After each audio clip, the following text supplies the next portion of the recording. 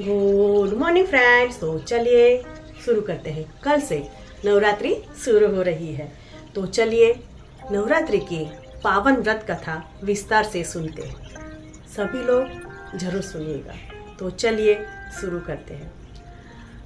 ब्राह्मणी के वचन के अनुसार माँ दुर्गा ने कहा कि हे ब्राह्मणी, मैं तुम्हें संपूर्ण पापों को दूर करने वाले नवरात्र व्रत की विधिवत कथा बतलाती हूँ। ये कथा चैत्र मास के शुक्ल पक्ष की प्रतिपदा से लेकर 9 दिन तक व्रत चलता है। दिन भर व्रत न कर सके तो कोई बात नहीं है, एक समय भोजन कर भी व्रत किया जा सकता है। तो ये व्रत कथा इस अनुसार है। चलिए सुनते हैं कि नवरात्रि व्रत कथा के अनुसार एक समय बृहस्पति जी ने ब्रह्मा जी के समक्ष चैत्र अश्विन मास के शुक्ल पक्ष में पड़ने वाली नवरात्र का महत्व जानने की इच्छा व्यक्त की। इन्होंने कहा, इस व्रत का क्या फल है, इसे किस प्रकार किया जाता है और कौन कौन ये व्रत कर सकता है, सबसे पहले इस व्रत को किसने किया था, ये सब हम विस्तार से जानेंगे। बृहस्पति जी के प्रश्नों का जवाब देते हुए ब्रह्मा जी ने कहा कि हे बृहस्पति जी, प्राणियों के हित के इच्छा से ये आपने प्रश्न पूछा है। जो भी इंसान अपने मनोरथ पूर्ण करने वाली माँ दुर्गा, महादेव, सूर्य भगवान, श्री नारायण का ध्यान करता है वो बहुत धन्य है। यह नवरात्रि व्रत संपूर्ण कामनाओं को पूर्ण करने वाली है। इस व्रत को करने से पुत्र सुख, धन, विद्या और सुख मिलता है। इस व्रत को करने से रोग दूर हो जाते हैं, घर में संपत्ति की वृद्धि होती है, पुत्र प्राप्ति होती है, समस्त पापों से छुटकारा मिल जाता है। जो मनुष्य इस नवरात्र व्रत को नहीं करता वह अनेक दुखों को पाता है। यदि व्रत करने वाला मनुष्य सारे दिन का उपवास भले न कर सके तो वो एक समय भोजन करके और 10 दिन बंधुओं सहित नवरात्रि व्रत की कथा श्रवण करके ये व्रत कर सकता है। हे बृहस्पति, जिसने पहले इस व्रत को किया है वो कथा अब मैं तुम्हें सुनाता हूँ, वो तुम ध्यान से सुनो।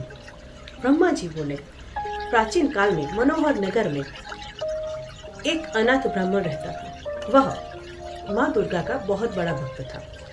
उसे संपूर्ण सद्गुणों से युक्त एक कन्या का जन्म हुआ उसके घर में। वह कन्या अपने पिता के घर में अपने सहेलियों के साथ खेल रही थी।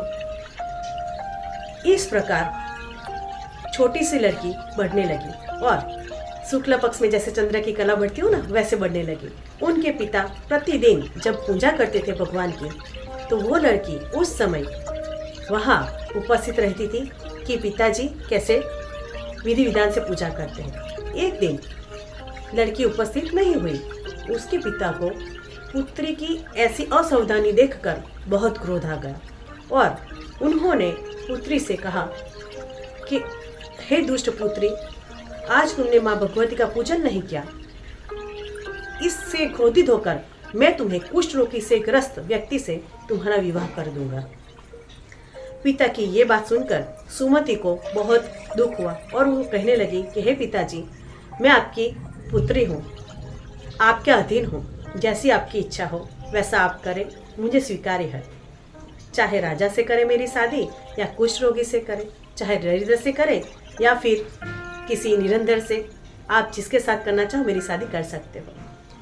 बट जो होगा वही जो मेरे भाग्य में लिखा है, क्योंकि कर्म करना मनुष्य के अधीन है और फल देना हमारे ईश्वर के अधीन है। कन्या की निर्भयता की ये वचन सुनकर उस ब्राह्मण को और ज्यादा क्रोध आ गया। उसने उसकी कन्या का विवाह एक कुष्ठ रोगी के साथ कर दिया और अत्यंत क्रोधी होकर पुत्री से कहने लगे कि हे पुत्री, अपने कर्म का फल भुगत और देख, भाग्य के भरोसे रहकर तुम क्या करते हो। पिता के ऐसे कटु वचनों को सुनकर सुमति बहुत दुखी हुई। वो मन में विचार करने लगी कि मेरा बहुत बड़ा दुर्भाग्य है कि मुझे ऐसा कुष्ठ रोगी वाला पति मिला। इस प्रकार वो अपने दुख का विचार करती हुई पति के साथ वन में चली गई और निर्जन वन में उन्होंने बस वहाँ बड़े कष्ट के साथ रात बिताई। उस गरीब बालिका की ऐसी दशा देखकर माँ देवी भगवती उसके पुण्य जन्म के प्रभाव से प्रकट होकर वहां प्रकट हो गए और कहा कि मैं तुमसे प्रसन्न हूँ, तुम जो चाहो वो वरदान तुम मांग सकते हो। माँ भगवती दुर्गा का यह वचन सुनकर ब्राह्मणी ने कहा कि पहले आप कौन हैं वो आप मुझे बताइए। ब्राह्मणी का ऐसा वचन सुनकर माँ भगवती ने कहा कि मैं एक आदि शक्ति भगवती हूँ और मैं ही ब्रह्म भी हूँ, मैं ही सरस्वती हूँ। प्रसन्न होने पर मैं सभी प्राणियों का दुख दूर कर उनको सुख भी प्रदान मैं ही करती हूँ। हे ब्राह्मणी, मैं तुझ पर तेरे पूर्व जन्म के पुण्य कर्म से प्रभावित होकर प्रसन्न होकर तुम्हें पर प्रसन्न होती हूँ। तुम्हारे पूर्व जन्म का वृत्तांत सुनाती हूँ। तुम पूर्व जन्म में अत्यंत पतिव्रता थी। एक दिन तुम्हारे पति निषाद ने चोर की हत्या करने के कारण उनको जेल में बंदित कर लिया। उन लोगों ने तुझको और तेरे पति को भोजन भी नहीं दिया। इस प्रकार 9 दिन 9 रात्रि तुम लोगों ने कुछ न खाया और न ही जल पिया। इस प्रकार 9 दिन तक भूखे रखकर तुम दोनों से नवरात्रि का व्रत हो गया और उन दिनों में जो ये व्रत हुआ उस व्रत के प्रभाव से प्रसन्न होकर मैं तुम्हें मनवांछित फल देती हूँ। तुम्हारी जो इच्छा हो वो तुम मांग लो। और तुम्हारे पति ने तो वध किया ही नहीं था। इस प्रकार ब्रह्मणी बोली कि आप मुझ पर प्रसन्न है तो हे माँ दुर्गे, मैं आपको साष्टांग प्रणाम करती हूँ। कृपा करके मेरे पति का कोढ़ दूर कर दीजिए। देवी ने कहा, उन दिनों तुमने जो व्रत किया था उस व्रत का एक दिन का पुण्य पति का कोढ़ दूर करने के लिए लगता है। उस पुण्य के प्रभाव से तेरा पति ठीक हो जाएगा। इस प्रकार देवी के वचन सुनकर वह ब्राह्मणी अति प्रसन्न हो गई और पति को निरोगी देखकर अत्यंत खुश हो गई। जब माताजी ने तथास्तु कहा तब क्या हुआ? अच्छा हुआ, पति कुष्ठ रहित हो गए। ये देखकर ब्राह्मणी देवी की स्तुति करने लगी कि हे देवी, हे माँ दुर्गे, आप दुर्गति को दूर करने वाली है, तीनों लोगों का संताप हरने वाली है, समस्त दुखों को दूर करने वाली है, रोगी मनुष्य को निरोगी करने वाली, मनोवांछित फल देने वाली और दुष्टों का नाश करने वाली जगत माता हो। हे माँ अम्बे, मुझ निरपराध अबला को मेरे पिता ने कुष्ठ रोगी के साथ मेरा विवाह कर घर से मुझे निकाल दिया था। पिता से तिरस्कृत होकर मैं इस निर्जन वन में विचर रही हूँ। आपने मेरा इस विपदा से मेरा उद्धार किया है। तो ये सुनकर माँ देवी भगवती बहुत प्रसन्न हुई और ब्राह्मणी से कहा कि हे ब्राह्मणी, तेरे एक अति बुद्धिमान कीर्तिवान पुत्र का तुम्हें उत्पन्न होगा। और देवी ने ब्राह्मणी से कहा, और कुछ भी तुम्हें मांगना हो तो तुम मनोवांछित फल मांग सकते हो।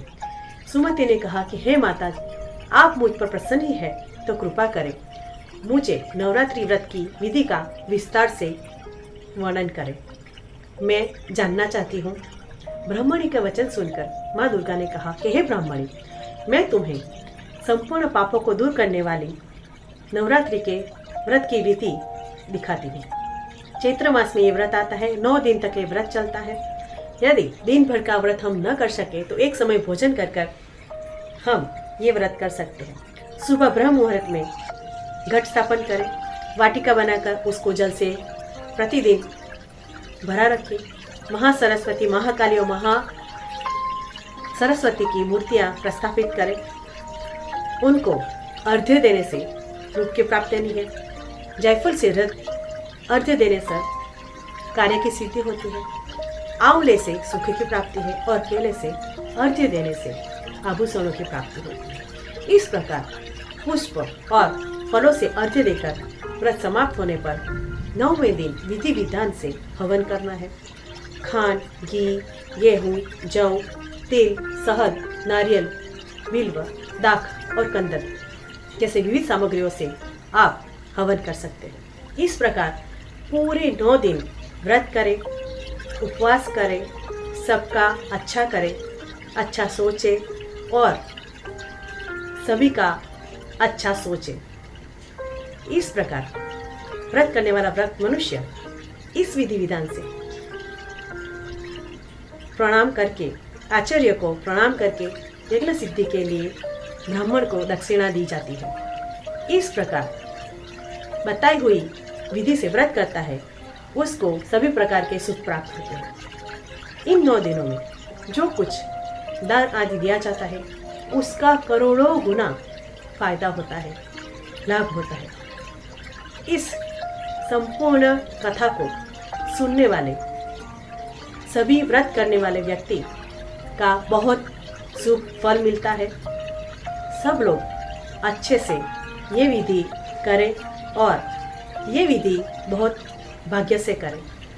जो भी स्त्री परिपूर्ण से इस व्रत को करती है तो वो सुख प्राप्त कर कर अंत में मोक्ष प्राप्ति करता है। और ब्रह्मा जी बृहस्पति से कहते हैं, यह इस दुर्लभ व्रत का महत्व मैंने तुम्हें बताया है। ऐसा सुन बृहस्पति जी अत्यंत प्रसन्न हो गए और कहने लगे कि हे ब्रह्मन, आपने मुझ पर अति कृपा होकर इस कथा का महत्व सुनाया है। ब्रह्मा जी ने कहा, हे बृहस्पति, ये देवी माँ भगवती संपूर्ण दुखों का दूर करने वाली है। इस महादेवी का व्रत करना एक अपने आप में ही एक अमूल्य फल है। तो इस महाकथा का श्रवण करने से भी दुखों की प्राप्ति नहीं होती है, सुखों की प्राप्ति होती है। तो चलिए इस प्रकार इस व्रत कथा को करके हम सब माँ भगवती का अनुष्ठान करते हैं, उनको प्रणाम करते हैं।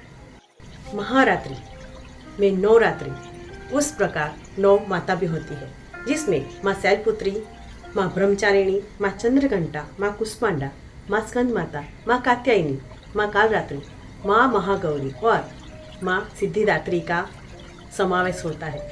इन 9 माताओं की प्रार्थना करने से, उनकी विधिवत पूजा अर्चना करने से नवरात्रि का फल करोड़ों गुना हो जाता है। तो चलिए इस नवरात्रि की व्रत कथा प्रारंभ करते हैं। तो चलिए शुरू करते हैं।